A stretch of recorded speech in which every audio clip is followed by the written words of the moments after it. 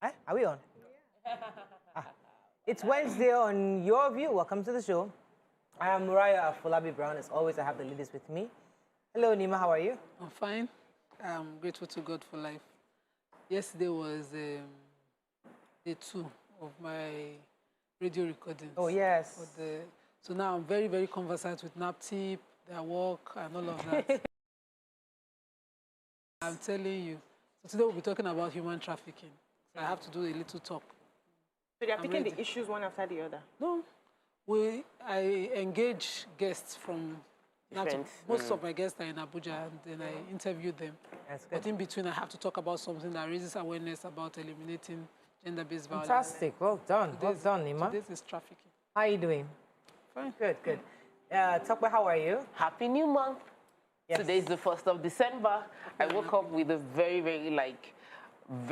very grateful heart. Like, I woke up, you know, that's minutes before you become conscious. It was praying, singing, thanking God to consciousness, you know. So I'm very, very grateful to God. It's been, my brain has calculated, I like all the engineering, maths, physics, further maths that I did in school that I felt was not useful.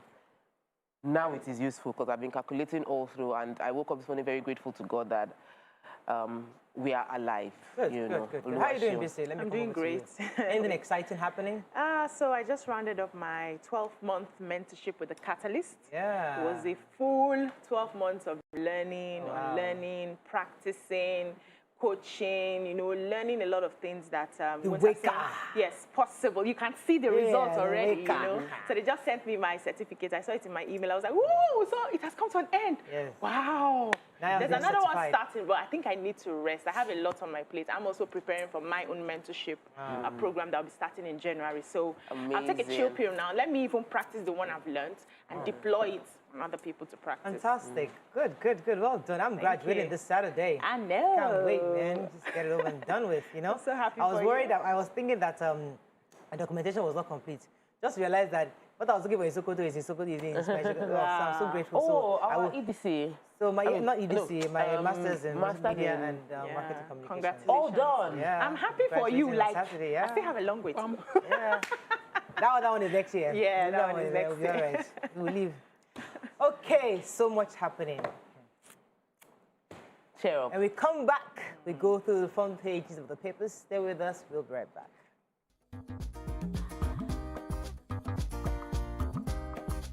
Stay tuned. Your View will be right back. Please, we don't have montage today. Are we back? All right. We're going to start with the nation. White paper, no arbitrary killings at Lekki toll gate. ICPC 257 duplicated projects found in 2021 budget. Abiodun presents 350.74 billion naira budget for restoration. Africa Development Bank cautions federal government against tax increase. Envoy launches United Airlines flight to Lagos. And INEC alleges plots by politicians to undermine BVAS application. And I think picture here of Niger Delta Secondary School in Calabar and Cross River State pupils with the e-learning tablets and bags distributed by the interim Niger Delta Development Commission. Okay, let's start with which story? Nigeria? Oh, yeah. Yes. Oh, MTN begins sale of the 575 shares today. Fantastic. So MTN Nigeria Communications PLC, that's the Nigerian version, has started to sell their shares. They said they are beginning the sale of the shares today, 575 million shares in MTN Nigeria by MTN Group, and they're selling to retail investors to broaden their shareholding base of the telecoms company. According to the chief executive officer, I said they are not selling the shares because they want to raise funds. It's not about the money. It's because they want Nigerians to be a part of this. They want a lot of investors coming from Nigeria. So far, so good. Nigeria has been like their largest market in Africa, and they want Nigerians to be a part of this. So it's starting 8 a.m. today, and will close at 5 p.m. December 14th, 2021. And the price is 169 naira per share. And the minimum subscription for the shares is 20 shares, which you can, after that, you can also get another 20 shares. There's an incentive that they are giving. So if you get 20 shares, you get 1 share free. And they are hoping that that will not extend more than 250 shares for people who are buying 2020. So this is a welcome development. Nigerians who are interested can go ahead and buy shares. And we have another welcome development from the chairman of the ICPC, who was speaking at the 3rd National Summit on diminishing corruption in public sector in Abuja, where he disclosed that 257 projects were duplicated in the 2021 budget to the tune of 20 billion in this country. And, you know, we have ministries, anti-graft agencies countering what he has said, but the president has insisted that the agency must do something tough on corrupt civil servants who are, because, of course, behind these duplicated projects nationally. I just wonder what happened when, you know, it involved Babachir Lawa. What state is his prosecution right now, and what we're doing to set precedents of examples. All right, so I have a story from the African Development Bank. The president of the African Development Bank, Dr. Akinwumi Adesina, had cautioned the federal government to pull the brakes on taxes on citizens. According to him, that he was speaking at the annual conference at ICANN, and he was saying that Nigeria is currently not providing the basic amenities that Nigerians need, and Nigerians are the ones providing themselves, electricity, fuel, and all that. So they shouldn't be taxed over amenities that that the government is not providing for them. So he was not referencing other countries around the world that in some countries they have free education all the way. They have their taxes might be high because they provide free basic amenities for the citizens. So, but I think it's a two-way street. If we ask Nigerians to pay taxes, they'll say no.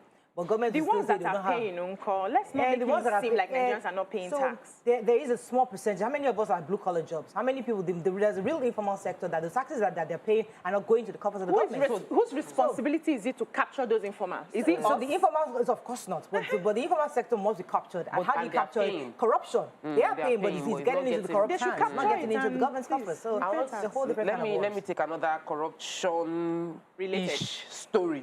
So INEC is crying out that politicians are trying to undermine BVAS. BVAS is the bimodal voters accreditation system.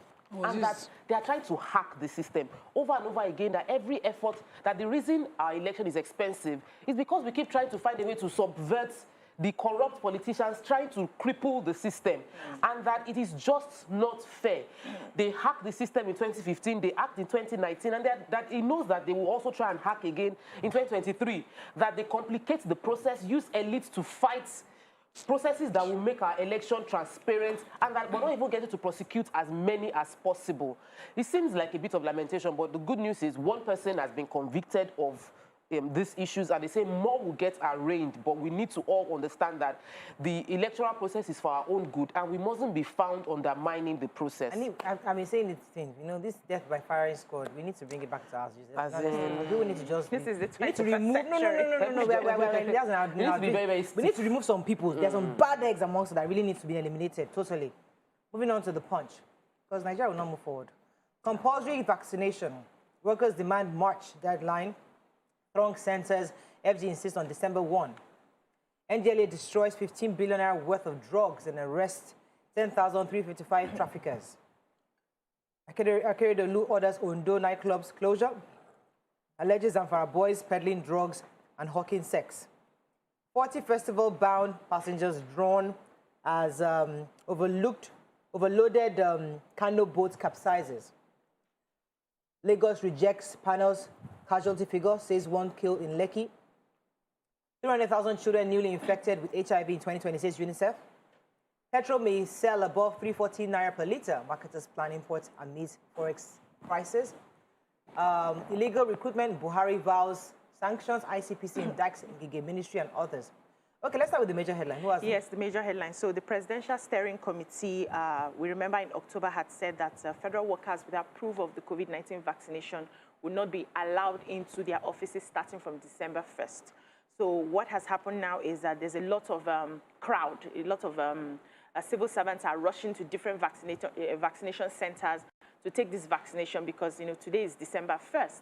and the Association of Senior Civil Servants of Nigeria are asking the federal government to extend it till March next year. But the federal government is saying that we can't extend it. We had already given this, and we need to follow through. And it's going to be across all the states, all the people who are working in federal offices. Yes, civil service must be able to present this. So they said across states yesterday, it was really a massive turnout. People had to leave. There were some people in Jos who complained that their secretariat did not have a vaccination center, so they had to leave there to other places. The rush has been so much. But the civil servants were appealing, saying that this will cause a rush, and we may now begin to circumvent, because everybody wants the shortcuts. We may begin to see fraud if we don't give enough people time to take the vaccination. All right, let's find another story. Akeredolu of Ondo State has ordered the shutting down of 2 nightclubs. My Asubai nightclub and Gidan Barao nightclubs, both of them are in Ore, in Odigbo local government area of the state. And what the reason is because there are criminal activities of a gang known as Zamfara Boys, who specialize in peddling hard drugs, illicit substances, and underage commercial sex workers. This is not, I didn't like that he had just a small account of that story in the papers, because this is getting popular around areas. I see this very well where I live. I think that states should start to take care of any area like this that promotes activities like this. Right. Lagos State should follow queue as well. All right. I want to quickly take the story of mushrooms. So the National Mushroom Growers and Processors Marketers Association of Nigeria had like the 15th annual Mushroom Week in Abuja starting on Tuesday. And they are asking that the government reviews the mushroom industry and include it in the Anchor Borrower program. There are many CBN policies to support agriculture that do not include mushroom, but mushroom growers don't have access to the funds that are available to other farmers. And they're saying that the mushroom industry worldwide is a huge industry. It's currently $45 billion industry, estimated to reach $75 billion by 2027, and that Nigeria is primed to be able to export mushrooms outside if we specifically target this industry and support them with funds. That it's a lucrative industry and is an attractive option for Nigerians to key into that solution. So I'm hoping that the government will respond to them, and let's see how that goes. It will probably produce more employment as well. All right, so in giving a report, the NDLE, actually, the chairman, Brigadier General Muhammad Umarwa, was given a report saying that over 3 million kilograms of illicit drugs and psychoactive substances in Nigeria between January and November have been mopped up. According to him, also 10,355 traffickers were arrested, 5,379 drug users rehabilitated by the agency, and he gave quite a number of statistics. I mean, as I said, we are testimonies to this because we know that every single day we take stories on this. So he's saying that just recently 20,000 kilograms of 50 billion naira worth of illicit drugs were seized by the Federal Capital Territory, FCT, and then the Azikiwe Airport. That was quite that. I mean, that's a large number, 50 billion naira worth. Wow. Anyway, let's go on a break. When we come back, we continue with the review. Stay with us. We'll be right back.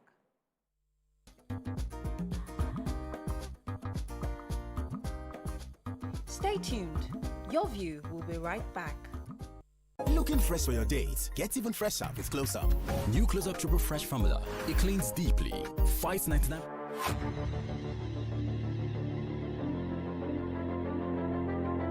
At TVC Communications, we're all about our audience. Millions of viewers, listeners, and readers every day all around Nigeria. Our 2 TV stations are among the most watched in Nigeria. TVC News is our award-winning 24-hour national and international news channel headquartered here in Lagos, broadcasting live from our custom-built state-of-the-art news headquarters. TVC, the top-rated family entertainment channel, is the place for fun, music, and information. With our breakfast show, Wake Up Nigeria, the all-female chat show, Your View, the best soaps and dramas from Nolly, Bolly, and Hollywood, music and entertainment blast, courtesy E-Splash, and of course, award-winning news and current affairs. It is all here. With news bureau and studios around the country and the ability to go live anywhere, anytime. We are first for breaking news in Nigeria. Awarded the NMMA TV Station of the Year, TVC News is the station of choice for news that is first, accurate, balanced, and reliable every time. TVC and TVC News watched by over 4.5 million people in Nigeria every day on terrestrial, DTH, DTT, OTT, and available to viewers in the UK on Sky TV. Watch all of our world-class programs on TV, online, and on our app. TVC and TVC News, the best entertainment and news for Nigeria on TV and online. And when you can't watch us, listen to us. 102.3 Max FM Lagos and 90.9 Max FM Abuja are now ranked among the most listened to radio stations in Nigeria. Now, with over 1.5 million listeners every day, we're the people's favorite radio station. Best hit music, best on-air talent. Max 102.3 hit music for Lagos and Max 90.9 hit music for Abuja. We are your home for that fun, entertainment, and hit music. In Lagos, TVC, our leading family entertainment TV channel, has a 47% market share. But this is just the start of our journey, as we plan to add even more services to entertain and inform our ever-growing audience. Thanks for being part of the TVC communications story.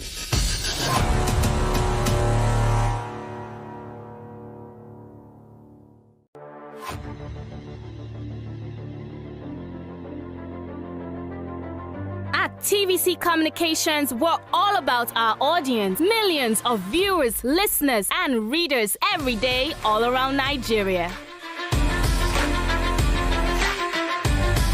Our 2 TV stations are among the most watched in Nigeria. TVC News is our award-winning 24-hour national and international news channel headquartered here in Lagos, broadcasting live from our custom-built state-of-the-art news headquarters. TVC, the top-rated family entertainment channel, is the place for fun, music, and information. With our breakfast show, Wake Up Nigeria, the all-female chat show, Your View, the best soaps and dramas from Nollywood. Doubt and fear doesn't occur at the canvas. It shows in the canvas. It shows the conation of raw earthen material slabbed, stroked, and molded at a pace provided by the doubt and fear.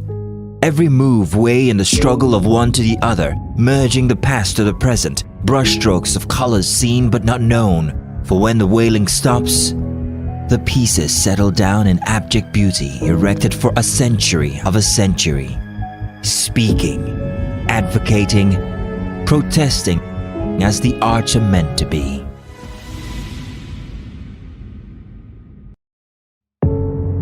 Doubt and fear doesn't occur at the canvas. It shows in the canvas.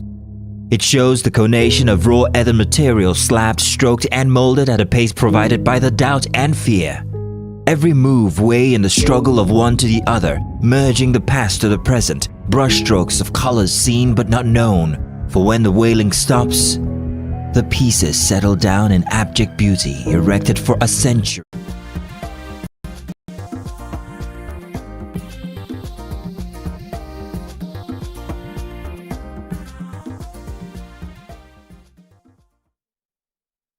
All right, thanks for staying with us. Moving on now to the Daily Sun. ICPC uncovers 257 phony projects worth 20 billion naira. Soldiers, gunmen in shootout over sit-at home in Imo. Senators clash over lopsided army recruitment. Court declares Sanusi's banishment illegal. Editors hold self-scrutiny town hall meeting in Lagos tomorrow. Lagos government picks holes in #NSAS report. Ogun shuts 12 schools over insecurity, and communities frustrating housing projects, says Enugu government. Okay, major headline, ICPC. We took it already. Yeah, I wanted to take the emir of Kano's. Oh, yes, Sanusi Lamido Sanusi. So, of course, as lawyers expected, it was declared that the... What do you know as lawyers expected? Yes, banishment in 2021. Who does that? So the courts, Federal High Court in Abuja declared it illegal, unconstitutional, and an abuse of his fundamental human rights to freedom of movement, personal liberty, and they granted him a 10 million naira reward from the Compensation? Yes, compensation on the Kano State government, and they also asked that an apology is published in 2 national dailies for him. I think that's the way to go. And they also declared that law, the Kano State Emirate law that allows the governor to banish an emir or anyone as null and void. Null and void. Oh, for real? Or conflicting with the constitution. But it doesn't tell us that they can bring him back. It doesn't say that. No, he's not trying to come back. Okay. This just declare it. Okay. That he should be allowed to choose where he wants to stay. And he can choose to visit his ancestral home in Kano. Nobody like can the stop old him. law. So gunmen and the military were said to have engaged in a very serious gun duel yesterday in Ngbidi and Akata in Oru West local government area of Imo State yesterday. This started as early as 6 a.m.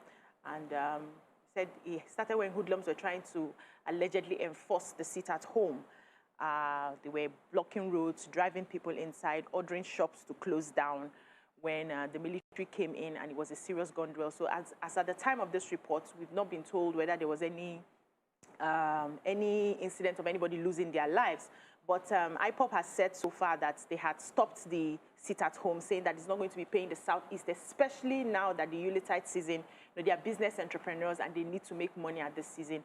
Ohane Zendibo has also said the same thing, that there is no need for any sit-at-home. They are all going to be praying for Nnamdi Kanu to be released. So I do not understand these hoodlums who are now coming to forcefully enforce the sit-at-home, and nobody's saying anything about them. I think they all need to fish them out since they are not in agreement with the sit-at-home. So Okay, the Senate. So there was a bit of drama that happened in the Senate yesterday.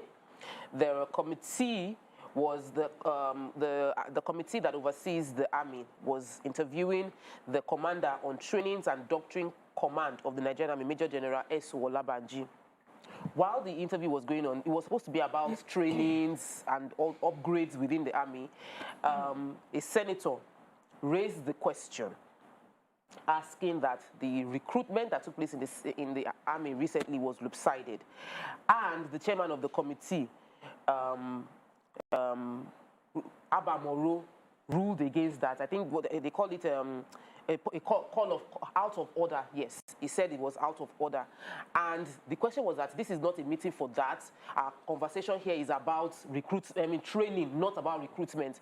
Another member of the committee raised the issue again. Babanira Mingipi also raised the issue that this army is recruiting is lopsided. We're not saying they're there, but we should address the issue. Moro ruled against it again. The two of them now walked out of the session. Yes, they walked out of the chambers and addressed the press and say that we should have a right to ask any question. The person who even questioned, he did not complain. The committee chairman is the one saying we cannot ask questions. We have the right, our representative have the right to know if the army is recruiting and the recruitment is lopsided. But they did not ask.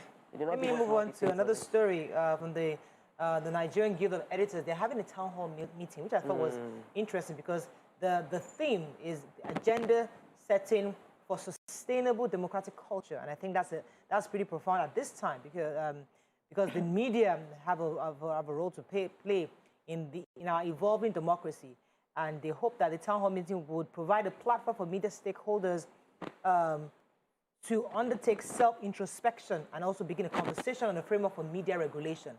So we know how the media was very instrumental in practically dividing the United States of America. You know how the CNN took one angle, what's the other one?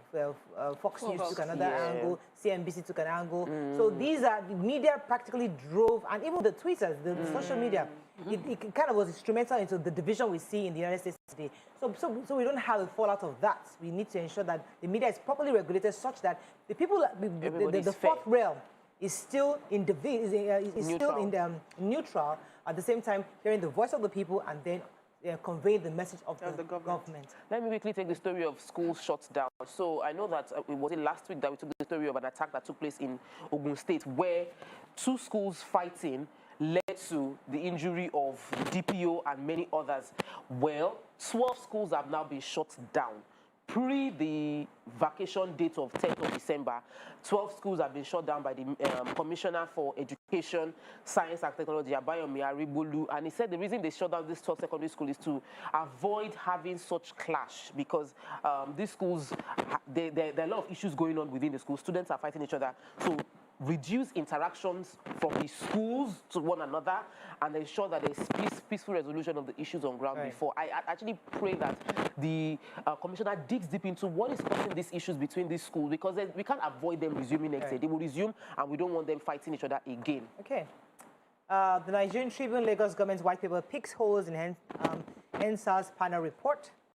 Oyetola gets Outstanding Leader Governance Award. Unruly behavior, gun, Ogun shuts 12 public secondary schools. Pegason chides FG over alarming cooking gas price, demands VAT removal on LPG importation. Nigeria's population projection scary, says federal government.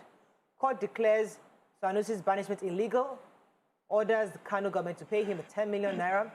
Jailbreak Senate wants special prisons for high-profile criminals. Okay, which story are we taking? Pengason. So Pengason, Petroleum and Natural Gas Senior Staff Association of Nigeria, the workers in that industry, have lampooned the federal government for the continuous rise in the cost of cooking gas, and also suggested, they said, urgently abolish VAT on liquefied petroleum gas so that cushions the effect of the continuous increase in the price. Okay. Let me take the Nigeria population growth scary. So, the secretary to the government of the Federation, Mr. Boss Mustafa, was speaking at the launch of a book written by a former Deputy Controller General of Nigerian Customs Services, Dr. Manasa Jatua, said that the population of Nigeria is scary, in that it is being projected that very soon, in 1 or 2 decades, Nigeria will become the 3rd most populous country in the world, coming after China and India. And there is urgent need to start planning. That we have challenge managing the youth right now, and many of them, they don't have abilities to get proper education, jobs, and the challenges is what is leading to the insecurity problems we're facing.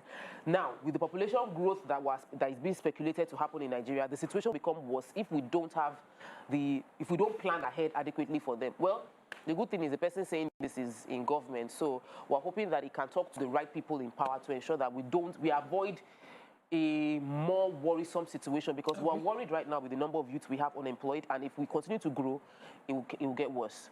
So the governor of Osun State got a recognition as Outstanding Leader in Governance by DA Communications. Wow. This is commendable. Well done, Good. sir. Final paper this morning is Vanguard. White paper, Lagos State government overrules NSAS panel report. Omicron infects oil. Bonny Light falls to $73 from $85 per barrel. 60% of overhead expenditure on travel stationery in 3 years, not sustainable, says SGF. Fury over Orji Kalu's visit to Kano in DSS custody, where growing NIJ to become efficient finishing school in mass communities Oshoba. Illegal sale of seized assets. Malami denies involvement. Okay's probe. Save Nigerians from hunger, insecurity. Agbekoya tells Buhari. Okay, which story? Yeah, so Secretary to the Government of the Federation, SGF, Boss Mustafa, yesterday said that at a summit that the federal government spent about 60% of its overhead expenditure on travels, maintenance, welfare, and stationery in 3 years, and that the state government, the federal government will no longer tolerate situations where the country's resources are not used efficiently and spent on frivolities, fake projects and meaningless capital projects. They are not going to take that anymore. And so at that summit, he commended the work of some of the anti-corruption agencies, that they are doing enough and they are working hand in hand with the government to reduce the cost of governance. However, he did not tell us how this cost of governance is going to take effect. She's been saying all the right things, is in power. That's all we can take on Front Page Review. We didn't touch the white paper story because it's our hot topic later. But first, when we come back, move on to our guests who will be joining us on Leadership Summit. Stay with us. We'll be right back.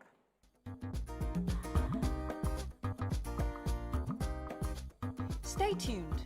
Your View will be right back.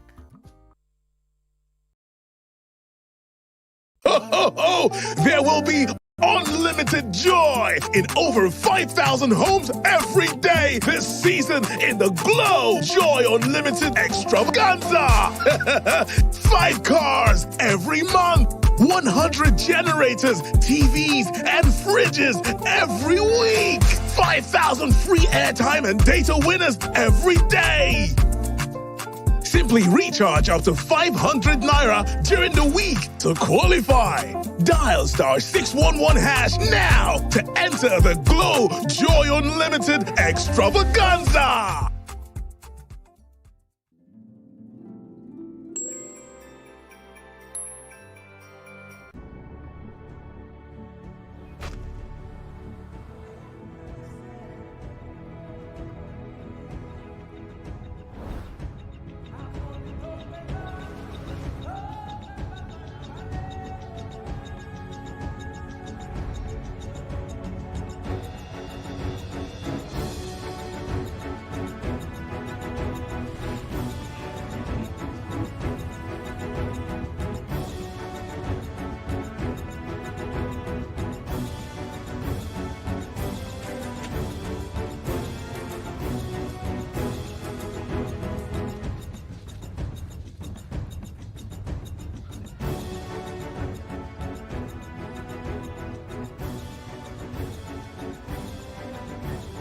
Nollywood is home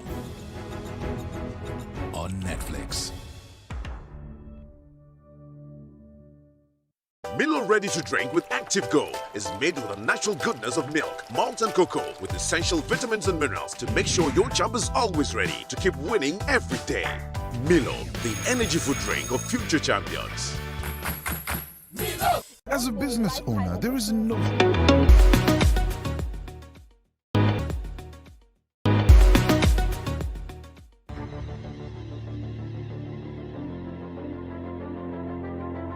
At TVC Communications, we're all about our audience. Millions of viewers, listeners, and readers every day all around Nigeria. Our 2 TV stations are among the most watched in Nigeria. TVC News is our award-winning 24-hour national and international news channel headquartered here in Lagos, broadcasting live from our custom-built state-of-the-art news headquarters. TVC, the top-rated family entertainment channel, is the place for fun, music, and information. With our breakfast show, Wake Up Nigeria, the all-female chat show, Your View, the best soaps and dramas from Nolly, Bolly, and Hollywood, music and entertainment blast, courtesy E-Splash, and of course, award-winning news and current affairs. It is all here. With news bureau and studios around the country and the ability to go live anywhere, anytime, we are first for breaking news in Nigeria. Awarded the NMMA TV Station of the Year, TVC News is the station of choice for news that is first, accurate, balanced, and reliable every time. TVC and TVC News watched by over 4.5 million people in Nigeria every day on terrestrial, DTH, DTT, OTT, and available to viewers in the UK on Sky TV. Watch all of our world-class programs on TV, online, and on our...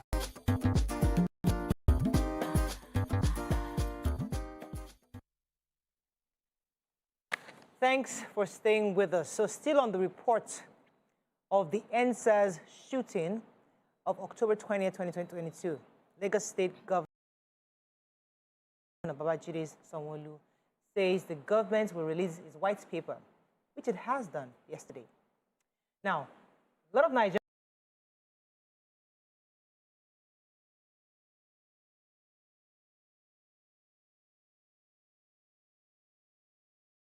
are talking about this white paper, and and there are mixed feelings about various elements within that white paper.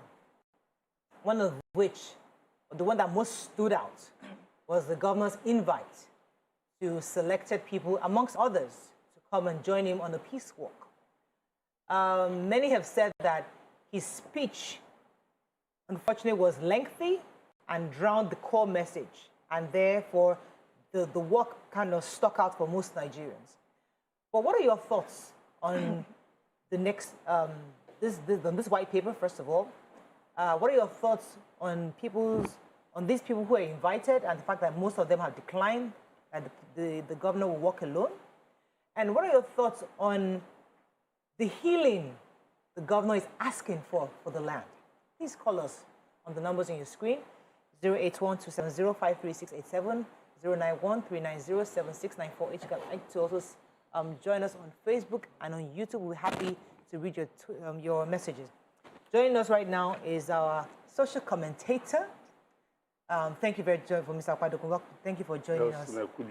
Mr. Akunjimi, I do apologize. Welcome to the show, Mr. Akunjimi. Thank you for having me. It's a pleasure to have you on the show this morning. Thank you for having me.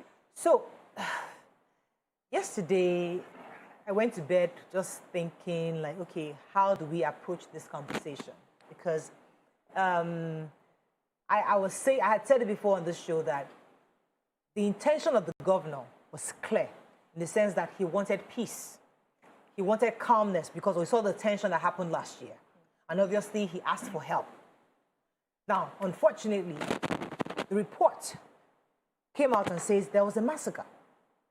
But the governor is saying, no, there wasn't a massacre. 9 people weren't killed. The report is saying only 1 person died, and it's not verified. That was as a result of the gunshots. But one thing that neither the report or the white people have told us is who did they shoot? First of all, did they shoot, and who gave the order for the shooting? So if you say they did not kill, no problem. But did they shoot? And if they shot, who gave the order? I mean, that's Nigerians want to that person that says, please, when you get there, we'll shoot them. That person is the issue many Nigerians seem to be having. And how come neither the white paper or the report outlined this person? Okay, thank you very much. I think I will start by referring us all to a quote in the Bible, that righteousness exalts a nation. Sin is a reproach to any people. And why do I say this? In approaching any issue, I think it is important for us to have an open mind. If you look at the panels, the so-called leaked reports, which we have now come to understand as the authentic reports, it said massacre in context. I was an observer. I'm coming here today to give my own account of the story, that I was a physical observer at the panel all through. As a young man, while growing up, I became very much interested in political affairs at a very young age. And I recollect that watching TV or reading newspapers on judicial matters, even as a layman, you can decipher that this is the direction in which judgment will flow. But unfortunately, we live in a time today where findings or judgment is at variance with evidence adduced. On October 2020, a lot of us were not at the Lekki toll gate. But I was at the Lekki panel from October 2020 to October 18 or 19, 2021.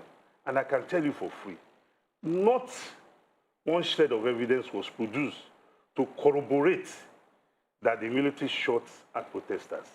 Experts were summoned. We had the military who came through Major General Ibrahim Taiwo. We had Professor Bafunwa, a forensic pathologist, a renowned, accomplished academician, and forensic pathologist. And he came and said, look, I stay in my laboratory, I stay in my lab. The idols scavenged for bodies. I'm using his words. Bodies were brought from various parts of the states. Based on the Chief Coroner of Lagos directive that they should conduct autopsy on bodies.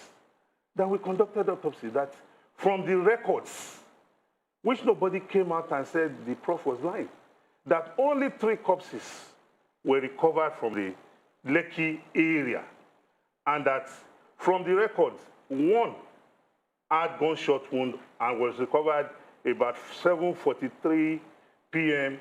on the 21st. Mind you, not 20th. At the panel, we had people that the report was that they were shot at Lekki toll gate. And there was a particular one. The guy came out and said, no, I was not shot at Lekki toll gate too. I was shot at Lekki roundabout on the 21st in the afternoon. There's also the issue of in the report, the leaked report. One that really troubled my mind was the recommendation that the DPO of Morocco Yes. police station should be disciplined and his men who were at the toll gate. Right. I was at that panel and I was aghast. This was a man that the who protested at the Lekki toll gate said after the military had left, that the police led by the DPO came and shot at protesters. And when the petitioners were questioned if they had a video or photographic evidence of the DPO, mind you, they said the DPO wore white jalabia. I hope we all know what white jalabia is. Yes. And they said the man came and shot at protesters with his men and killed some people. And during cross-examination, they were asked, do you have a photo evidence to corroborate what you have said? Petitioner said no. Do you have a video evidence? Petitioner said no. Then how do you know the DPO? I do. The petitioner said no. How do you know it was the DPO? Petitioner said people living in the shanties told us that they saw the DPO. Wow. Okay, so I'll let the ladies come in a minute, but there's a part of that I said that doesn't really answer my question. Yeah. Because we saw CNN footages that shots were fired.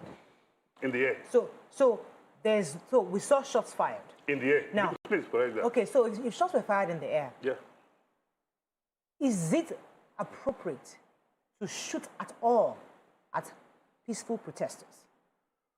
Well, like I told you earlier on, I was at the panel. And one of the revelations that came out of the panel was that there was a communication gap between the time for the commencement of the curfew. Don't forget, the curfew was supposed to commence at 4 p.m. And it was later shifted to 9 p.m. due to public outcry that people will not get home. They'll be stuck on the road. And also, don't forget, the military general who came to the panel said there are rules of engagement for deployment of military. He said once a state within the Federal Republic of Nigeria declares a curfew, automatically, that curfew will not be declared by the governor sitting inside his bedroom. The governor has to sit with security heads of the state who will give reports. And it is when they are convinced, don't forget, the governor is not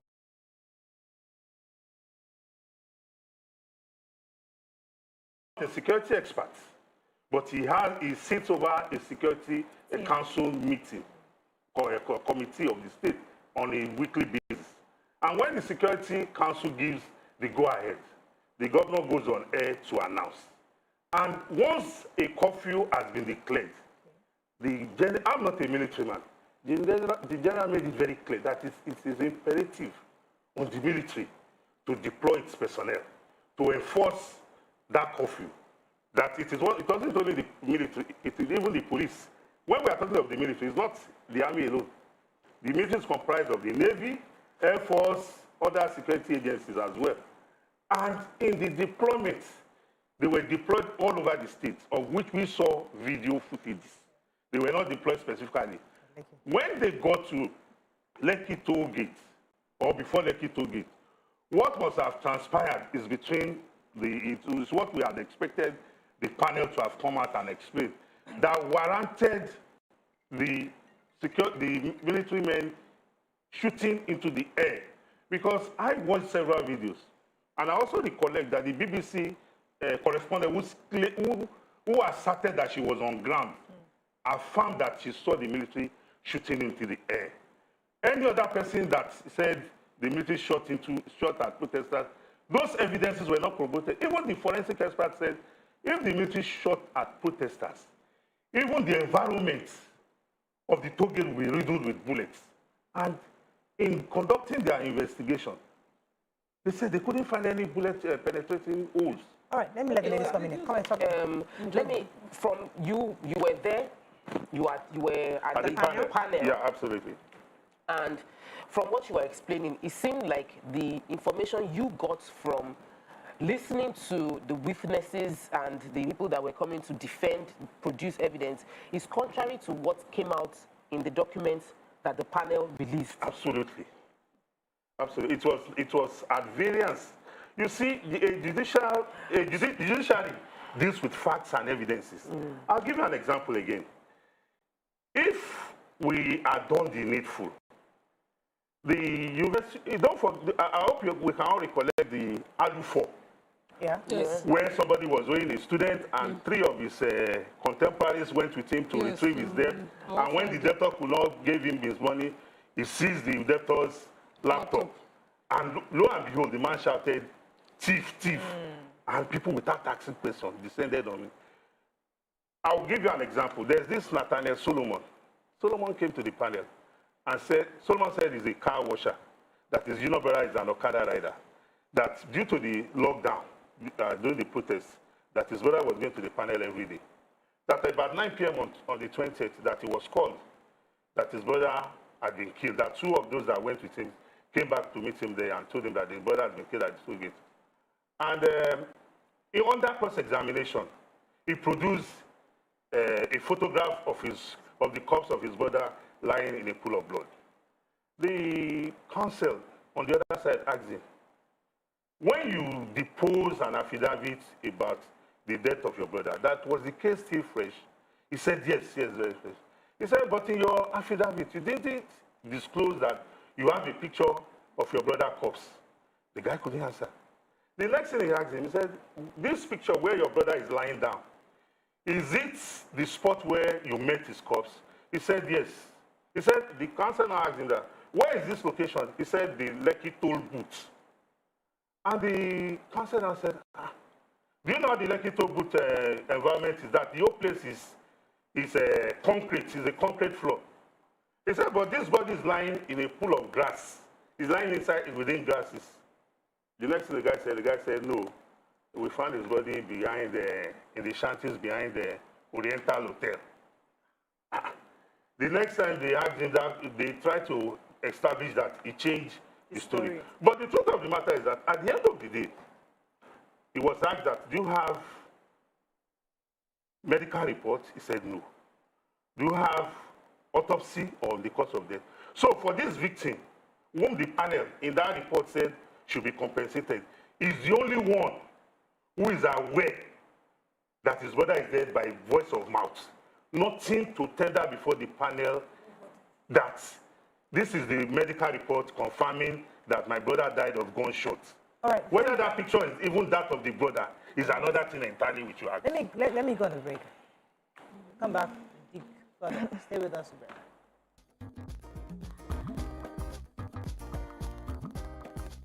Stay tuned.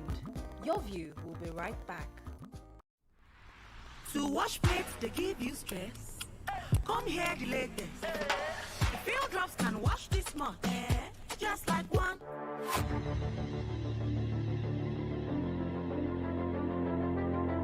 At TVC Communications, we're all about our audience. Millions of viewers, listeners, and readers every day all around Nigeria. Our 2 TV stations are among the most watched in Nigeria.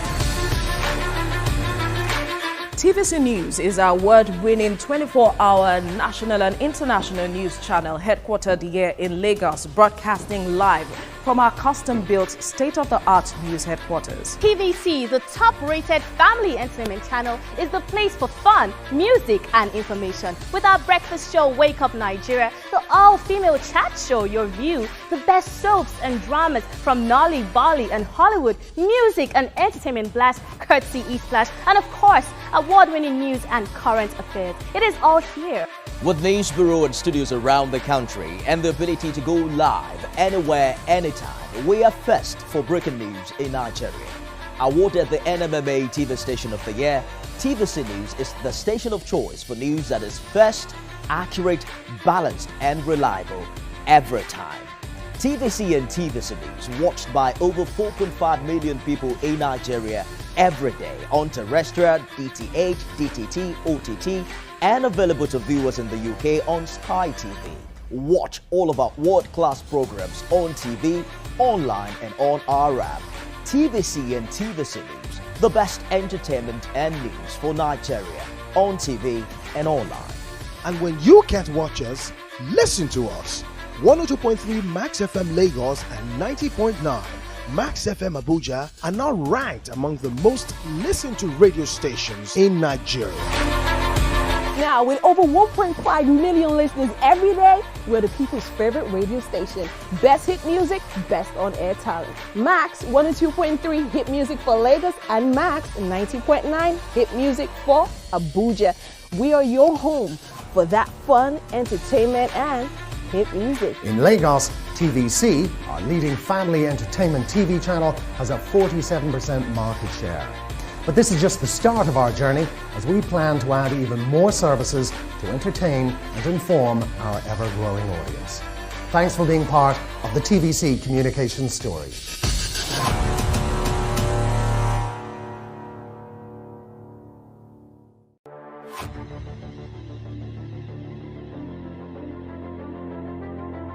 At TVC Communications, we're all about our audience. Millions of viewers, listeners, and readers every day all around Nigeria. Our 2 TV stations are among the most watched in Nigeria. TVC News is our award-winning 24-hour national and international news channel headquartered here in Lagos, broadcasting live from our custom-built state-of-the-art news headquarters. TVC, the top-rated family entertainment channel, is the place for fun, music, and information. With our breakfast show, Wake Up Nigeria, the all-female chat show, Your View, the best soaps and dramas from Nolly, Bolly, and Hollywood, music and entertainment blast, courtesy E-Flash, and of course, award-winning news and current affairs. It is all here. With news bureau and studios around the country and the ability to go live anywhere, anytime, we are first for breaking news in Nigeria. Awarded the NMMA TV Station of the Year, TVC News is the station of choice for news that is first, accurate, balanced, and reliable every time. TVC and TVC News watched by over 4.5 million people in Nigeria every day on terrestrial, DTH, DTT, OTT, and available to viewers in the UK on Sky TV. Watch all of our world-class programs on TV, online, and on our app. TVC and TVC News, the best entertainment and news for Nigeria on TV and online. And when you can't watch us, listen to us. 102.3 Max FM Lagos and 90.9 Max FM Abuja are now ranked among the most listened to radio stations in Nigeria. Now, with over 1.5 million listeners every day, we're the people's favorite radio station. Best hit music, best on-air talent. Max 102.3 hit music for Lagos and Max 90.9 hit music for Abuja. We are your home for that fun, entertainment, and hit music. In Lagos, TVC, our leading family entertainment TV channel, has a 47% market share. But this is just the start of our journey, as we plan to add even more services to entertain and inform our ever-growing audience. Thanks for being part of the TVC Communications story.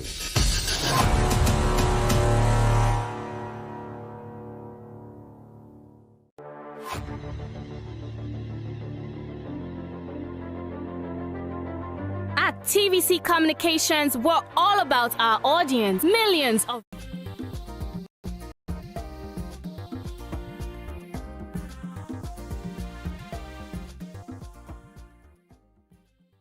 Thanks for staying with us. We're still discussing this white paper report you got from the governor of Lagos State yesterday. Before the break, BC had a question. Go ahead, please. Yes, sir. So we had experts come here and explain to us while we were awaiting this white paper. And what I understood was that the white paper is going to come as a template to drive the recommendations, to implement the recommendations of the panel's report. But now we have a white paper that is not in alliance with what the panel's report is talking. How do we, does the white paper have this jurisdiction to reject or accept the report? Absolutely. That's what the law says, that the white paper has the authority to either accept or reject. But looking at the report, about 11 of the recommendations were accepted. 6 were accepted with modifications. Don't forget, the panel recommended the disciplinary actions against policemen. And you and I know that no state in Nigeria controls any arm of the security agencies. The security agencies are under the purview of the federal government. Don't also forget that even in disciplining security officers, there are procedures. You could recollect the case of the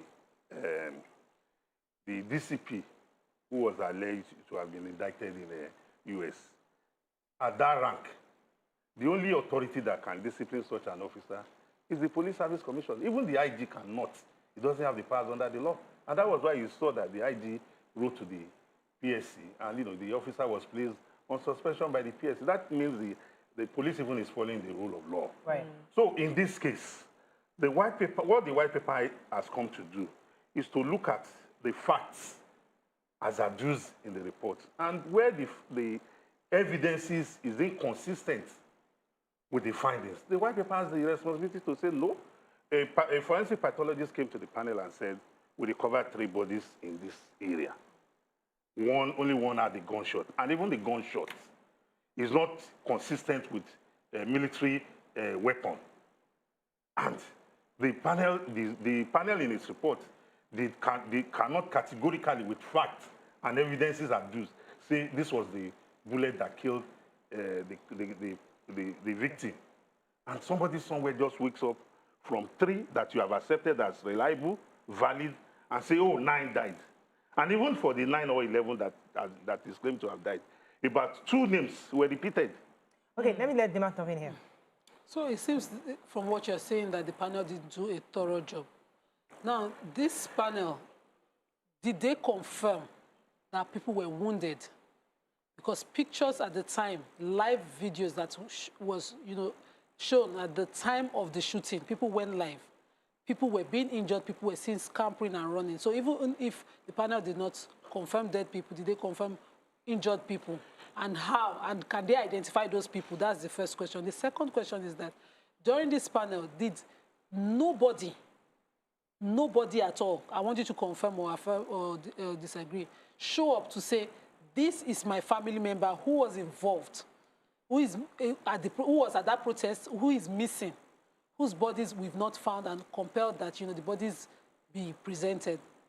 Okay, one, the videos were shown that where we saw, even at the panel, the CCTV footages from the Lekki Concession Company, LCC, was aired to the world, and the footages from the medical history, we couldn't identify people being injured or people falling down, but we saw people scampering. But from the medical reports from hospitals around there, people visited those medical facilities and they sustained various degrees of injury, bruises, trauma, and what have you. And from the medical reports, the case notes submitted by those hospitals came out to the panel and said all the people that visited our facilities were treated and discharged. No hospital within that vicinity claimed to have treated anybody who sustained gunshots and died. But let me go on this report, because I'm going back to what you said. Yeah. The report did say that LCCI destroyed the CCTVs. So which CCTV are you referring to? Because based on the report, they say they said that LCCI was liable for destroying the evidences. That's one. Could you confirm? So I'm wondering which CCTV you're talking about. Let me quickly respond to that. That is part of the inconsistencies of the report that we quarreled with, that we found fault with. A CCTV footage that you watched, and even at the hearing, the NSAS Council alleged that those CCTV footages were doctored. They never said they were destroyed. So there's no story about destruction of CCTV footages. But when the forensic experts that the panel itself, enlisted to come and verify those footages and carry out forensic analysis of the scene, came out and said the CCTV footages from their own analysis were never tampered with, that those pictures were very correct. Because the councils itemized some portions of the CCTV footages, which they alleged might have been doctored. But the experts that the panel, empowered to do the job, came out and said, no, these CCTV footages were intact. They are solid evidence. And don't also forget that the NSAS protesters, during the course of the proceedings, The panel also told them, go and get your own experts to go and verify these facts that you are alleging. And after about 4 or 5 adjournments, they came back and said, my lord, we don't have the funds, to do that. And the panel in its wisdom, in order to unearth the fact, the panel in its wisdom now engaged the services of a forensic pathologist or experts, who now came out and said, we surveyed the area. One of the facts that came out was that from the time we were engaged and when the incident happened, a lot of things could have happened because the scene of the incident was not closed down to allow us arrive and come and do forensic analysis. Okay, let me go on a break because when we come back, I want us to move the conversation to the government's response. How the governor's speech and his call for a walk. What is he trying to achieve with that? Let's go on a quick break. We'll be right back.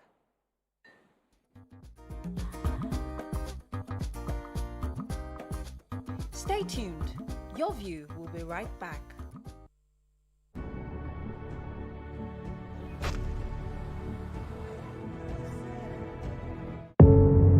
Doubt and fear doesn't occur at the canvas, it shows in the canvas.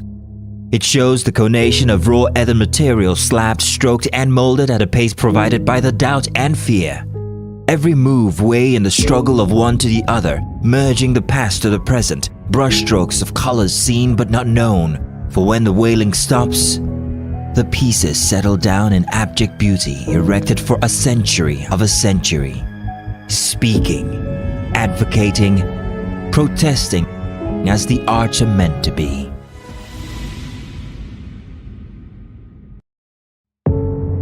Doubt and fear doesn't occur at the canvas, it shows in the canvas.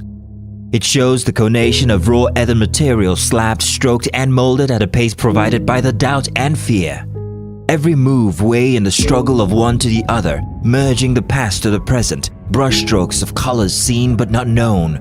For when the wailing stops, the pieces settle down in abject beauty erected for a century of a century. Speaking, advocating, protesting as the arts are meant to be.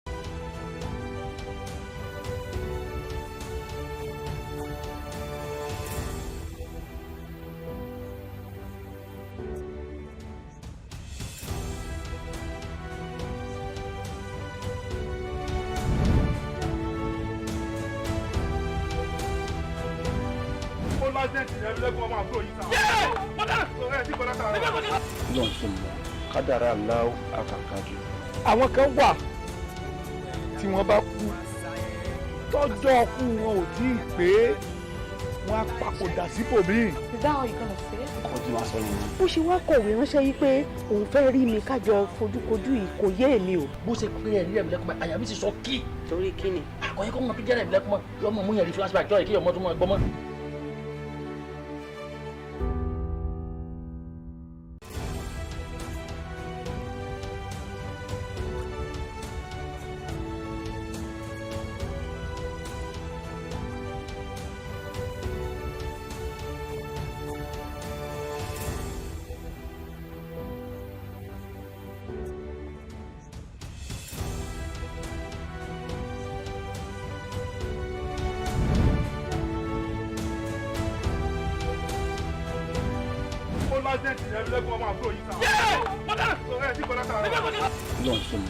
Kádàrá aláwọ̀ àkàkàjù.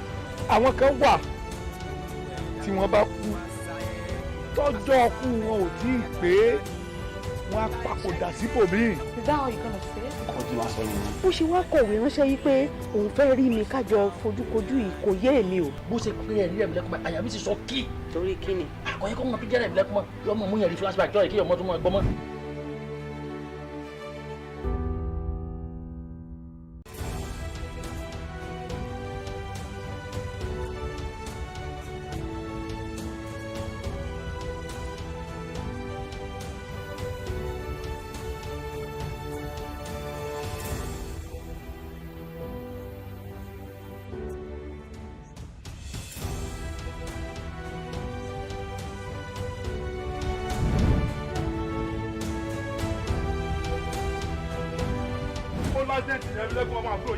Las Rira, real estate, real easy.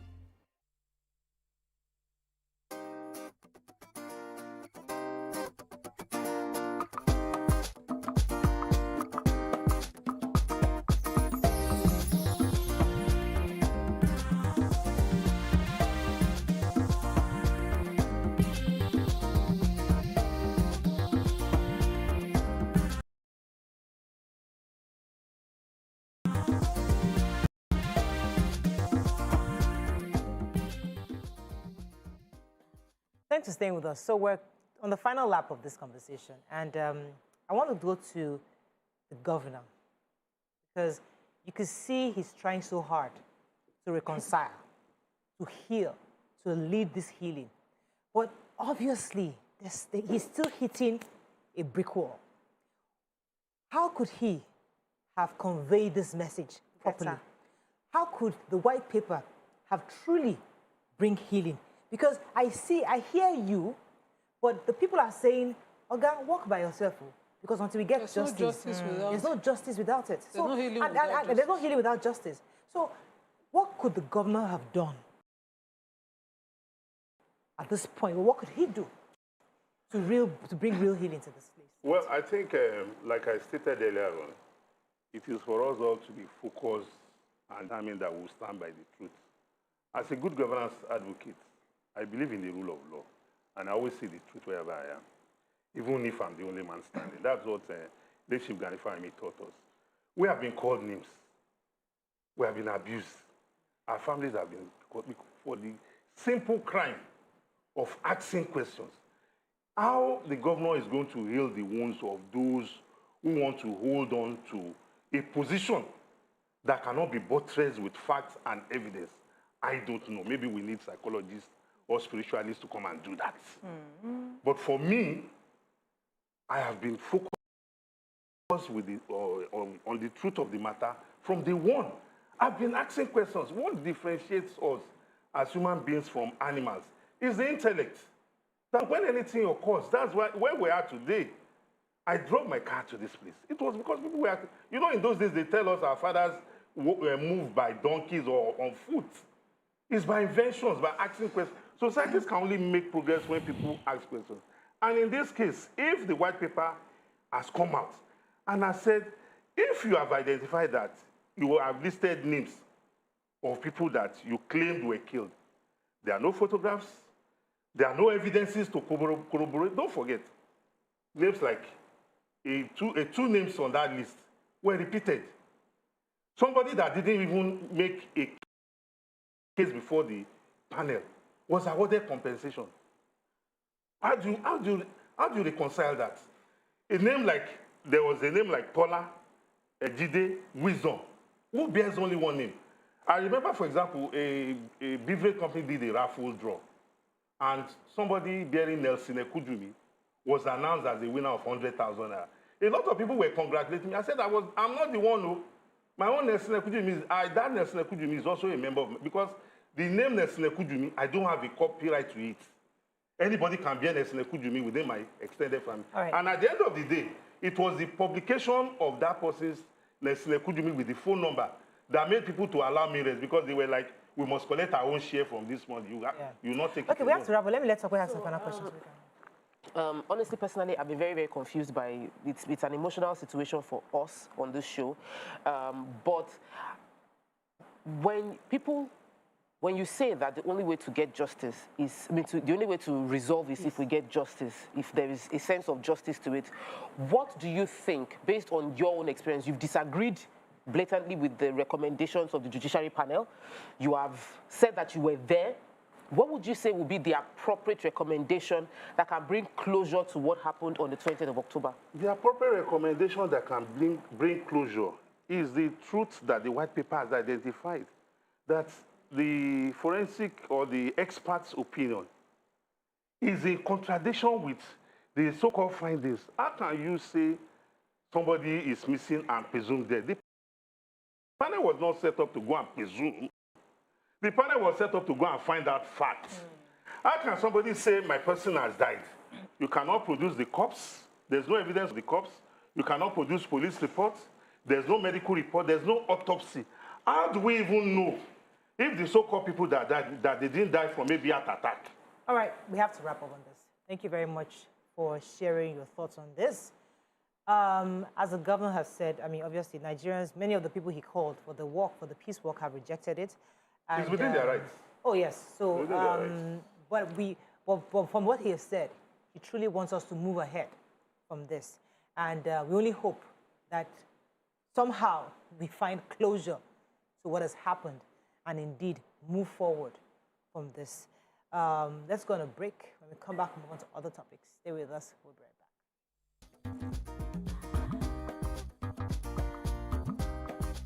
Stay tuned. Your view will be right back. Being a TV host, I can tell you.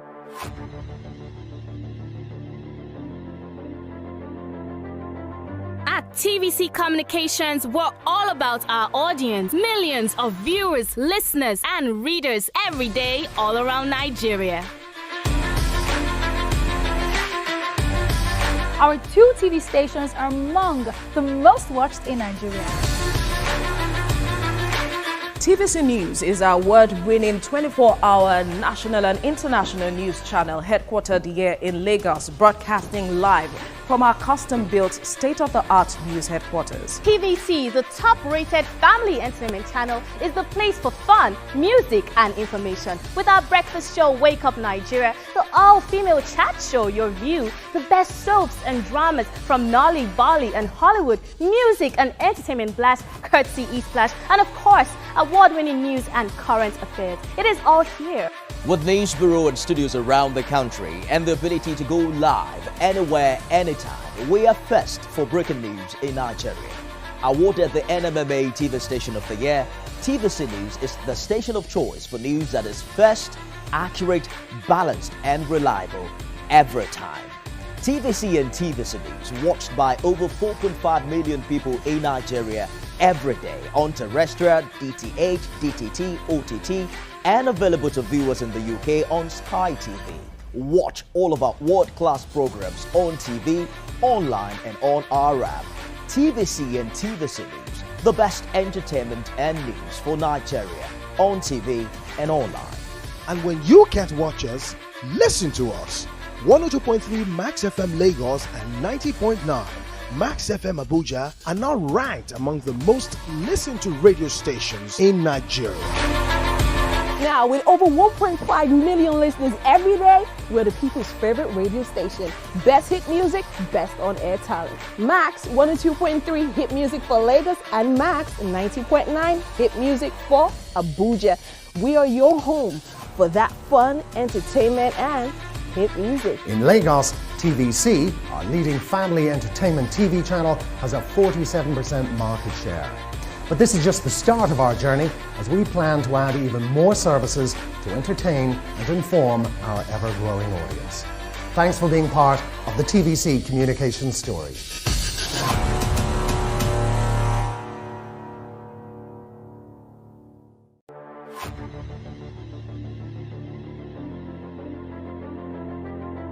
At TVC Communications, we're all about our audience. Millions of viewers, listeners, and readers every day all around Nigeria.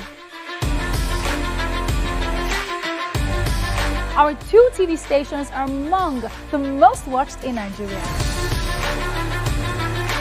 TVC News is our award-winning 24-hour national and international news channel headquartered here in Lagos, broadcasting live from our custom-built state-of-the-art news headquarters. TVC, the top-rated family entertainment channel, is the place for fun, music, and information. With our breakfast show, Wake Up Nigeria, the all-female chat show, Your View, the best soaps and dramas from Nolly, Bolly, and Hollywood, music and entertainment blast, courtesy E-Splash, and of course, award-winning news and current affairs. It is all here. With news bureau and studios around the country and the ability to go live anywhere, anytime, we are first for breaking news in Nigeria. Awarded the NMMA TV Station of the Year, TVC News is the station of choice for news that is first, accurate, balanced, and reliable every time. TVC and TVC News watched by over 4.5 million people in Nigeria every day on terrestrial, DTH, DTT, OTT, and available to viewers in the UK on Sky TV. Watch all of our world-class programs on TV, online, and on our app. TVC and TVC News, the best entertainment and news for Nigeria on TV and online. And when you can't watch us, listen to us.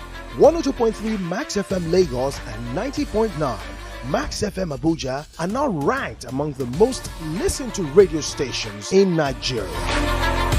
Now, with over 1.5 million listeners every day, we're the people's favorite radio station. Best hit music, best on-air talent. Max 102.3 hit music for Lagos and Max 90.9 hit music for Abuja.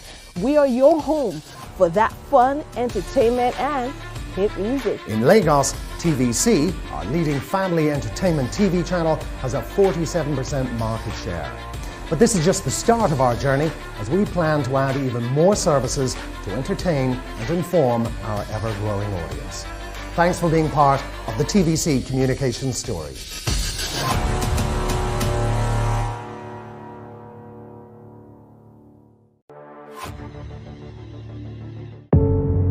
Doubt and fear doesn't occur at the canvas, it shows in the canvas. It shows the conation of raw earthen material slabbed, stroked and molded at a pace provided by the doubt and fear. Every move way in the struggle of one to the other, merging the past to the present, brushstrokes of colors seen but not known. For when the wailing stops, the pieces settle down in abject beauty erected for a century of a century. Speaking, advocating, protesting as the arts are meant to be.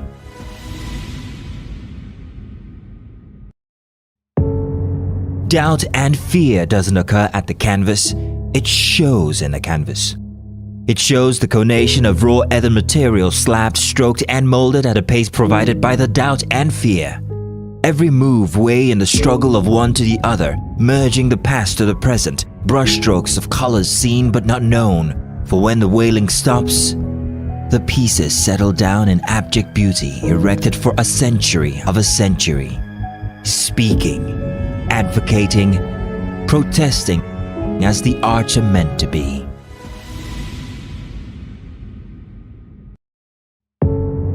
Doubt and fear doesn't occur at the canvas, it shows in the canvas. It shows the conation of raw earthen material slabbed, stroked and molded at a pace provided by the doubt and fear.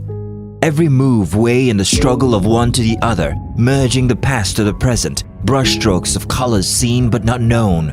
For when the wailing stops, the pieces settle down in abject beauty erected for a century of a century.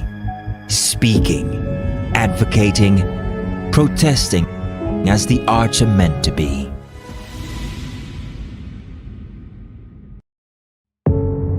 Doubt and fear doesn't occur at the canvas, it shows in the canvas. It shows the conation of raw earthen material slabbed, stroked and molded at a pace provided by the doubt and fear. Every move way in the struggle of one to the other, merging the past to the present, brushstrokes of colors seen but not known. For when the wailing stops, the pieces settle down in abject beauty erected for a century of a century. Speaking, advocating, protesting as the arts are meant to be.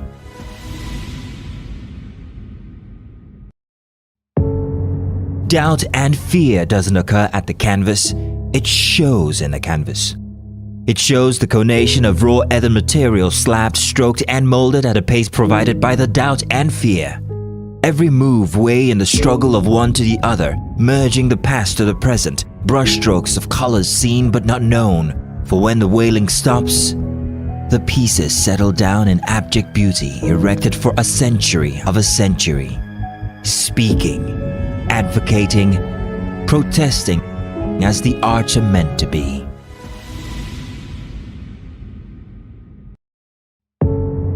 Doubt and fear doesn't occur at the canvas, it shows in the canvas. It shows the conation of raw earthen material slabbed, stroked and molded at a pace provided by the doubt and fear. Every move way in the struggle of one to the other, merging the past to the present, brushstrokes of colors seen but not known. For when the wailing stops, the pieces settle.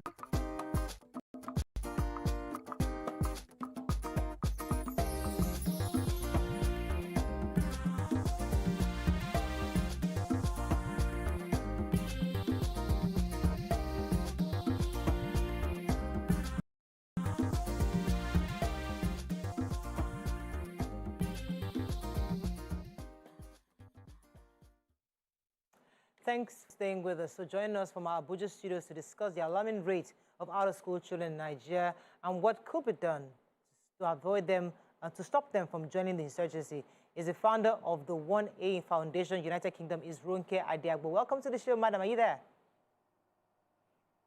Yes, I am. Great. Thanks for having me. Thanks for joining us. So, this issue of out-of-school children never leaves the conversation because in Africa, we have millions of children that are still out of school. And recently, the former president of Nigeria, Olusegun Obasanjo, was saying that these children are at risk of joining the insurgents if we continue to leave them out of the educational circle. How do we begin to ensure we reduce the numbers of these out-of-school children in our society?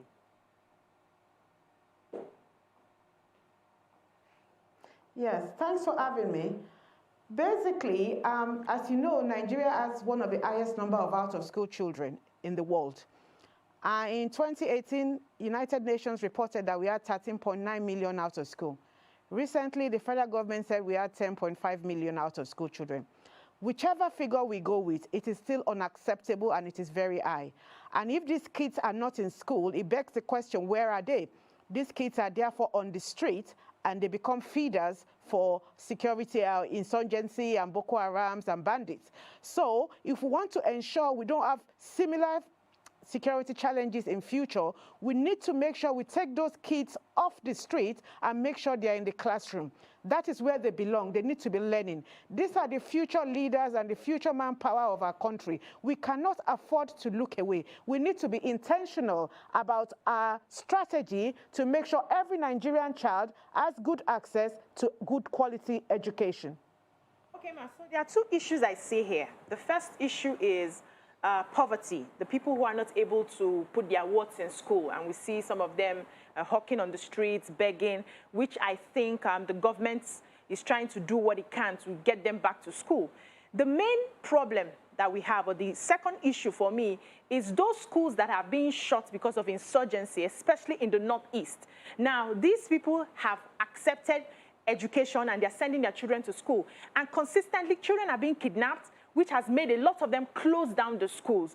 The schools are closed, these children are out of school. How do we begin to handle that when we are not sure if these schools open again, that this kidnapping will continue? Where does the government help from here? Okay, that's a very good question. Your first point was about poverty. The fact that you're from a poor family should not deprive you of having access to good education. Okay. As you know, primary and secondary education are free. So I don't see what the issue is. When I was growing up in Nigeria, I had free education. It didn't matter if my parents had money or not. Education was free. So I don't see why that should be a problem now. So that takes care of the issue of poverty. Now, in terms of the insecurity, that's the point we are trying to allude to here, that the government needs to show some political interest in this matter. I know the government is trying its best, but their best is not going far enough. We need to make sure our schools are properly secured and there's a deterrent for bandits and kidnappers to kidnap these children in the school. Our schools are very vulnerable.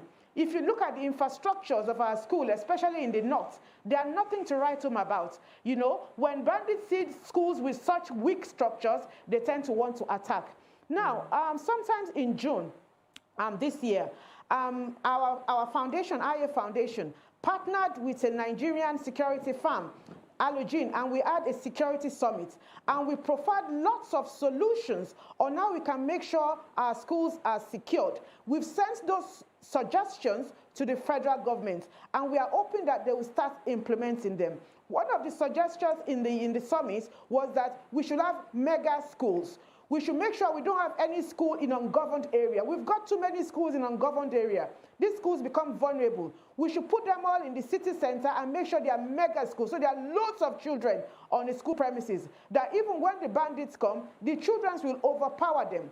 Also, my foundation is partnering with an organization to look at security devices we could have on kids that would actually alert when someone wants to kidnap them and the bandits will maybe run away. So we're looking at things like this to secure the children. But we want the government to partner with us. We want the government to work with us so we can collaboratively deal with the insecurities that is increasing the number of out-of-school children in Nigeria. Right.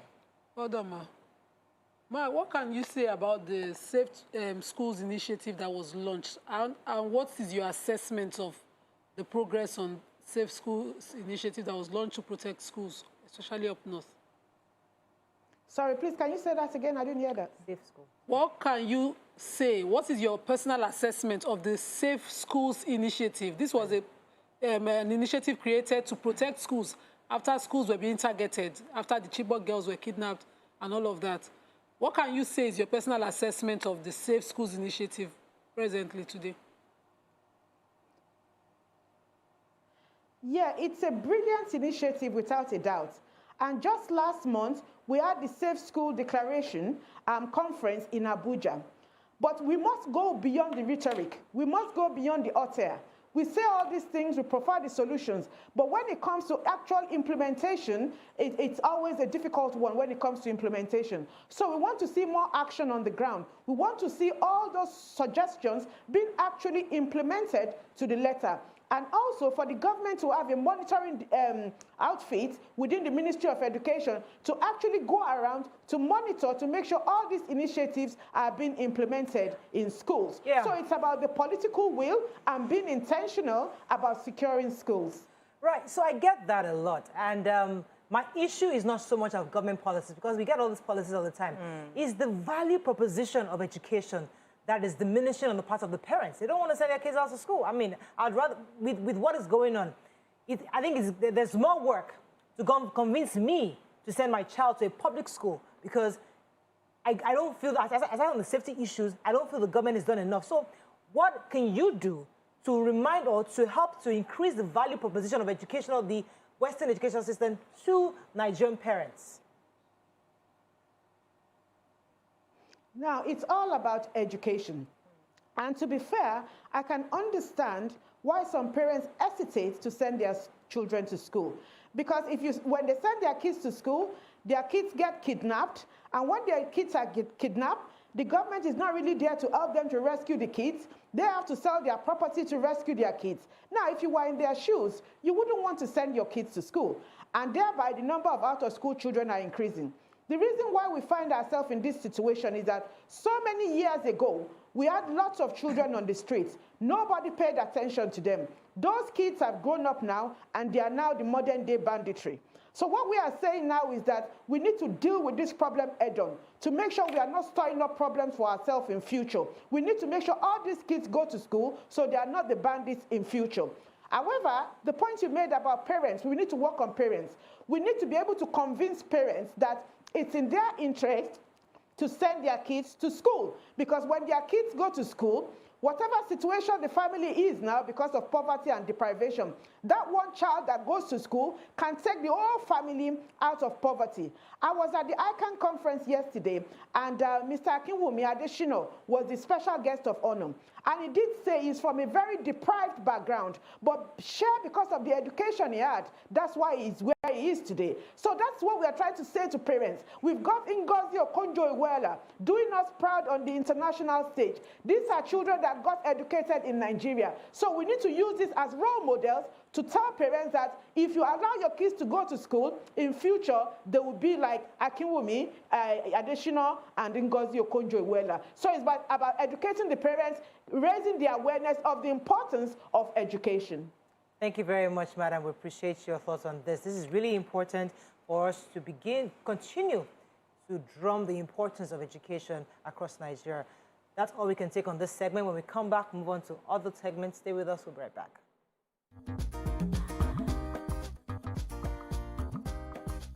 Stay tuned. Your view will be right back. How we're doing, guys? Is the makeup in progress? Makeup? Check. Are the scripts on the prompter? Script? Check. Are we set in the PCR? All team in place? PCR? Check. Clock is ticking, time is racing, lights are. Plans all set. 120 minutes of hot entertainment. We are ready for the mission. How we're doing, guys? Is the makeup in progress? Makeup? Check. Are the scripts on the prompter? Script? Check. Are we set in the PCR? All team in place? PCR? Check. Clock is ticking, time is racing, lights are. Plans all set. 120 minutes of hot entertainment. We are ready for the mission. How we're doing, guys? Is the makeup in progress? Makeup? Check. Are the scripts on the prompter? Script? Check. Are we set in the PCR? All team in place? PCR? Check. Clock is ticking, time is racing, lights are. Plans all set. 120 minutes of hot entertainment. We are ready for the mission. How we're doing, guys? Is the makeup in progress? Makeup? Check. Are the scripts on the prompter? Script? Check.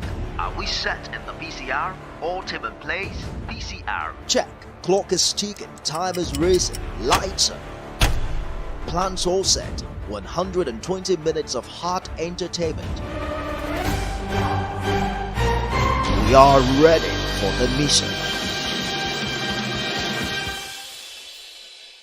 How we're doing, guys? Is the makeup in progress? Makeup? Check. Are the scripts on the prompter? Script? Check. Are we set in the PCR? All team in place? PCR? Check. Clock is ticking, time is racing, lights are. Plans all set. 120 minutes of hot entertainment. We are ready for the mission. How we're doing.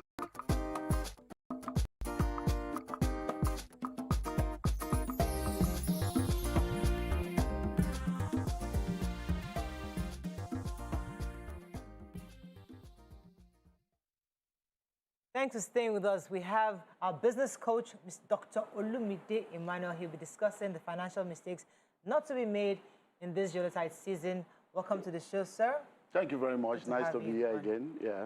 So the Yuletide season is around the corner. People are going to be shopping, getting ready for the holidays. It's time to spend, you know. You save. I mean, my kids are telling me I want to buy a bicycle. I mean, we've got to go and price a bicycle. Okay, now. And everybody's thinking about gifts and what they want to do. How do we pull the brakes a bit on the spending and manage our resources, especially because 2022 is around the corner? Okay, well, thank you very much for having me. It's always a joy to be here. And like I've always started, are you people students in the School of Money? Because that's where all this thing begins. Financial intelligence is very key if you're going to become successful financially in life. And most of the time, your level of financial intelligence will determine your level of financial decisions, and your decisions will end up determining your outcome. So we are in the end of the year. People are going to be spending money, like you said. The question is, what informs the actions that they're going to be taking going forward? Because one of the major mistakes that people make in life when it comes to money is not giving financial intelligence a priority in their life. Everybody that I know wakes up very early in the morning, they come back late in the evening, all because they're trying to make money. But they are not giving the same attention to learn about money. So it's amazing how you want to make money and you are not ready to learn about money. Because financial intelligence is the bedrock of everything. Because the more you know, the more you grow. What you learn determines how far you earn. So your learning capacity determines your earning capacity. So number one is, which is a mistake that we need to change, give financial intelligence a priority. Because once you you've been teaching us since January to now. We made the money. It's how to spend it. We want to know. We are going there. Spend it with sense. Because, yeah, so you need to know so that you will not go and end up, because you see, December is here, but January is around the corner. Once you enter January, because the distance between Christmas, New Year, they are all less than 5 weeks old. By the time you come out on the other side, school fees is waiting for you, house rent is waiting for you. And then January is the longest month. So people need to understand that what guides that should be financial intelligence. There's what we call the 20, 40, 60 principle. In your 20s and your 30s, your decisions are based on what do people say, how people feel, because that's where you are. By the time you get to your 40s, you don't really care what anybody is saying, because you are now realizing that, look, it's my life. I need to make decisions that better my life. By the time you now get to your 60s, you look back and realize that nobody was saying anything in the first place. You are just the one fooling yourself. You buy shoes that you don't need, and then you are wondering. Nobody comments, and then you say, you didn't see much. They say, you buy shoe. Because people are busy with their own life, but you think you are breaking news that people are listening to. So for this period, number one, live within your means. That's the first mistake that you must not get into. Live within your means. Make sure, because once your expenditure is greater than your income, your upkeep will become your downfall. If you wear tomorrow's clothes today, you'll be naked tomorrow. If you eat tomorrow's food today, you have no food. So in those days, we come up with Christmas clothes, Christmas chicken, Christmas this. Christmas is just another date. So don't kill you. So number one, live within your means. Right. What you don't have, don't enter. Don't go and borrow and kill yourself because you want to please people that are not even realizing that you are there. So number one is live within your means. And now if you have financial intelligence and you have operated based on financial intelligence, one thing that must have been part of your life is budgeting. So you must have the budget in place. So the money for December, you shouldn't be worrying about December money in December. By January, you must have been prepared, okay, this will happen. So you start setting something aside for that December. So you want to buy anything in December, you want to do any get-together, you start saving the money from January. Because if you are a salary earner, your salary will not increase in December. It's the same salary. When they give bonus. Which bonus? How many people collect bonus? Yeah, jumping. There is some companies that are not even be able to pay salary. They talk bonus. How much the take home? That was because in the time of this oil and gas, banking, that they give us a few companies still pay bonus. So once you get the bonus is not supposed to be wasted. Yeah. Because don't forget, you work for a whole year to get bonus once. So that bonus should be a special money you put into an investment account to begin to plan on how to get a house of your own, how to prepare your children's school fees in the future. So any money that is not part of your regular income is an exceptional income that should be put into an investment account. I like because that. It doesn't come easy like that. Yeah, so I like the fact that you mentioned the planning and budgeting because I was going there. But you could have planned and budgeted and probably you've been saving for a few months. I said, okay, instead of just keeping this money in the bank where I'm not really getting any meaningful interest, 3%, 2%, why don't I invest this money? Waiting for December that I want to live large and spend the money. And then you invest the money and you lose the money in that investment. How do you protect yourself from losing the money that you have made? Now we go back again to number one because financial intelligence. Once you see, if you are not informed, you'll be deformed. If you are not inspired, you will expire. If you are not updated, you'll be outdated. What you know determines how far you go. No. Those who know determines how. Okay, but let me just. So knowledge is the key. Okay. Now, when it comes to investment, one of the mistakes that people, money mistake, is investing in what you don't understand. Another mistake that people make is following the bandwagon effect. Everybody is doing it, you enter. I'm waiting to see how many people can tell me that you sat down, you did your due diligence, and then you invested in something after all due diligence is done, and then you lost the money.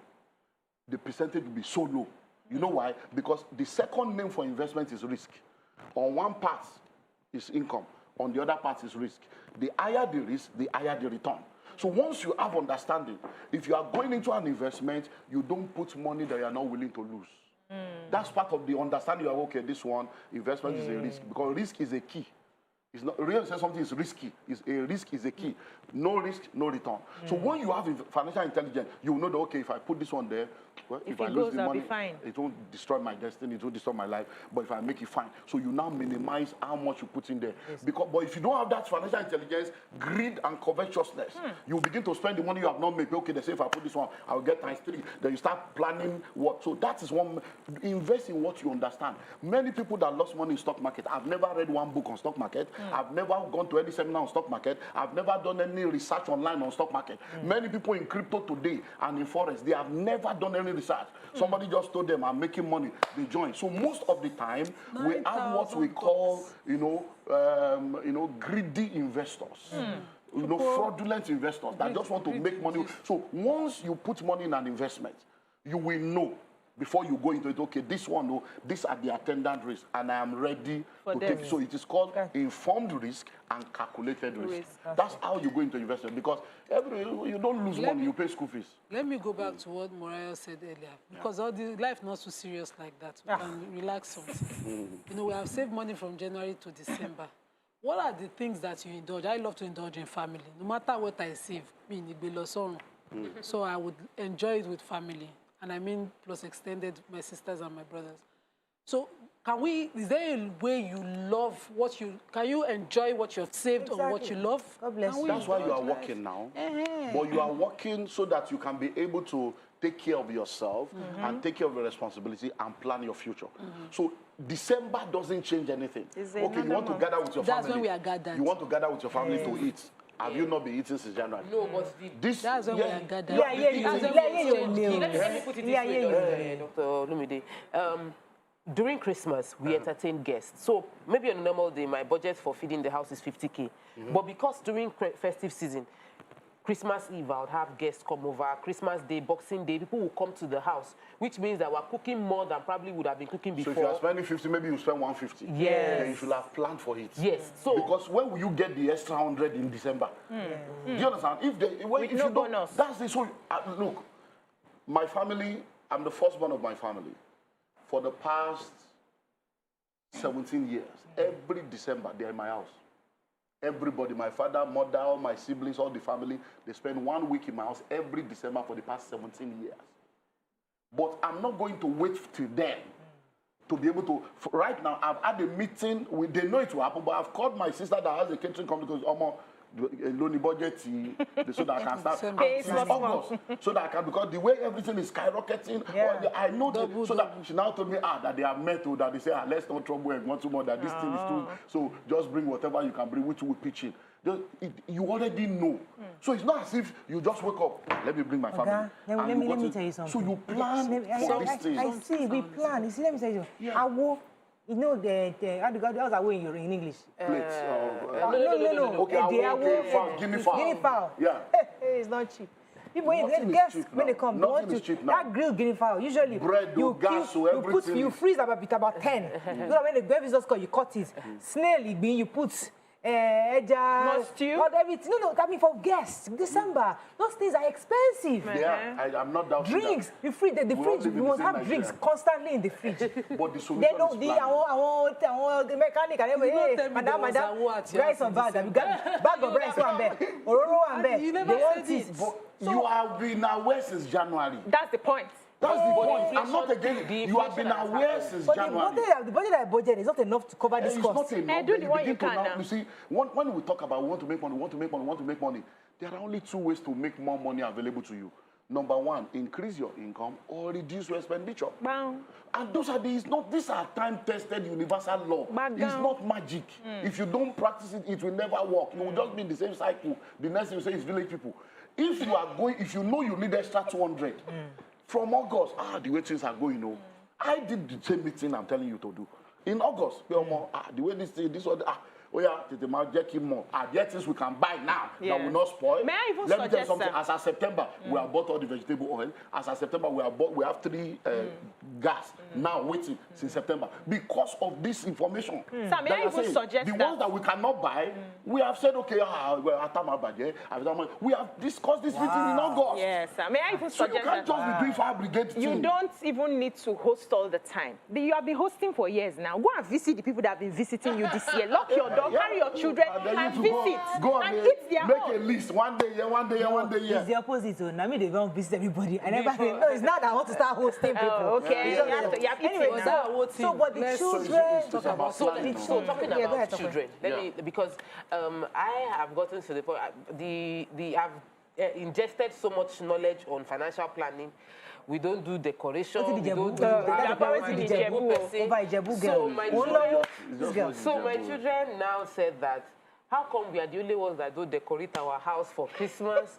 How would a parent, understanding the sensitivity of the children you're raising, a parent watching who is planning this budget, listening to you, budgeting, knowing their school fees, house rent, but also has children who are emotionally expectant, that they want gifts, and they want to go out and do something special. How do you do it? See, parenting is not a very easy thing, and we all have to be involved in what we call intentional parenting.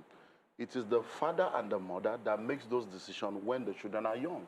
Yeah. But children are not as young as we were young in our days. What we didn't know at 12, they now know at 5. So you need to begin to bring them into the financial discussion very, very early. And all this discussion you are having, everybody has it. I have the same discussion in my house. We still had this yesterday, my wife and my son, the baby of the house, my house and my baby of the house, they did the Christmas tree yesterday. Okay. And that Christmas tree, when I said, look, I don't believe in all this, it's waste of money. If you know you want to do it, let me know. If we buy this one now, we use it for 5 years. Not that you now come every year, there's one designer. You know, so you have those discussions. So if your children wants to say, okay, they want to have this, they want to have that, where did they learn it from? Cool. They learned it from somewhere. You now sit them down. This is the Olumide Emmanuel family.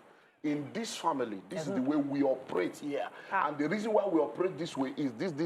Because what children need is memory, good memories. So you as parents now sit down. What are the good memories we can give to our children that can help them to be able to have a good life without feeling out of place when they meet their peers? So for example, buying gifts for your children should not only be in December.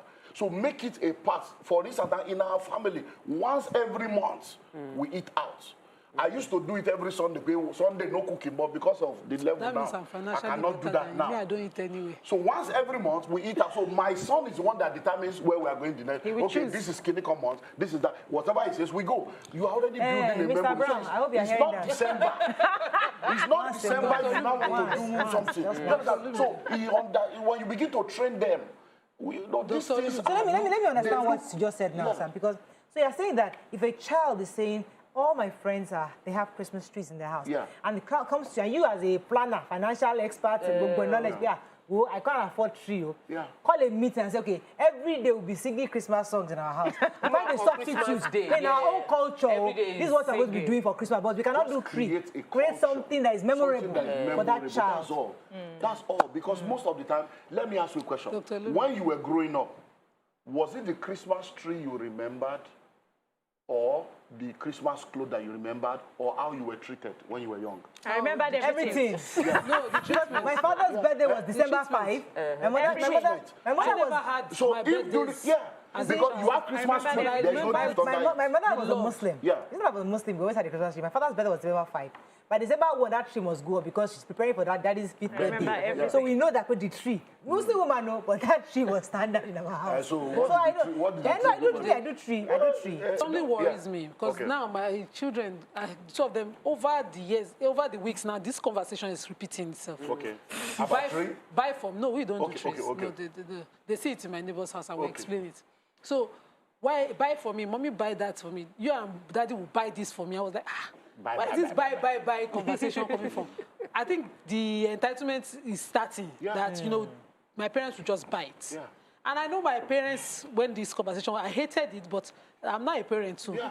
So am I the one giving them, or are we raising them in a way that... You have not done anything wrong. You are a parent, they are children. It is normal of children to expect of them because they didn't bring themselves in the world. You brought them. It is now you that will educate them and sit them down to say, come, this. And once you explain, they will get it. I'll give you an example. We're traveling next week to Rwanda. When we went to Rwanda in August. When we went in August, I had my ticket, my wife's ticket was ready, my son's ticket was ready, but our passport didn't come out because the passport office had this issue. So it was only me and my son that had to go.